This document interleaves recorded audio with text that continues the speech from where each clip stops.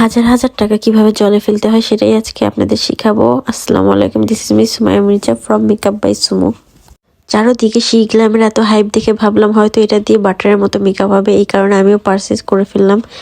আচ্ছা, ফার্স্টে হচ্ছে প্রাইমারটা অ্যাপ্লাই করলাম। আর সব জায়গায় দেখি যে প্রাইমার অ্যাপ্লাই করার পর কোনো একটা কিছু স্কিনে এরকম দিলে লেগে থাকে, বাট আমারটা পুড়ে গেল। আর দেন হচ্ছে আমি একটা লিপস্টিক দিয়ে কালার কারেক্টিং করে নিলাম। দেন কনসিলার ইউজ করব। আর আমার কনসিলারের শেড ছিল ফেয়ার, আমি একটু লাইট টাইপের কনসিলার ইউজ করি।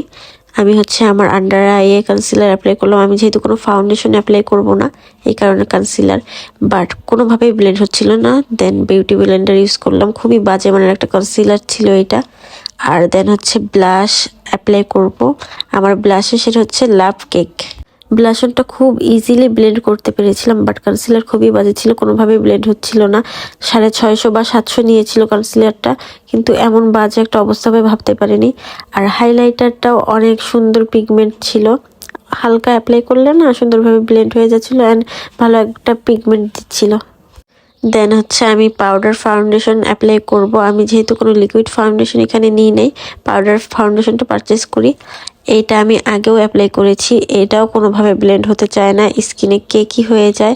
আমি সবভাবে ট্রাই করেছি, ভালোভাবে স্কিন প্রিপেয়ার করেছি, তারপর এটা কোনোভাবে না মানে ভালোভাবে ব্লেন্ড হয় না, কেমন একটা ফ্যাকাশে ফ্যাকাশে ভাব থাকে। এই কনসিলার আর ফাউন্ডেশনটা মানে পাউডার ফাউন্ডেশনটা, এই দুইটা প্রোডাক্ট নিয়ে আমি বেশি হতাশ হয়েছি। এই পাউডার ফাউন্ডেশনের থেকে যে ক্যাটের যে কম্প্যাক্ট পাউডার, ওটা 1000 গুণে ভালো, ওটার প্রাইসও খুবই কম, রিজনেবল।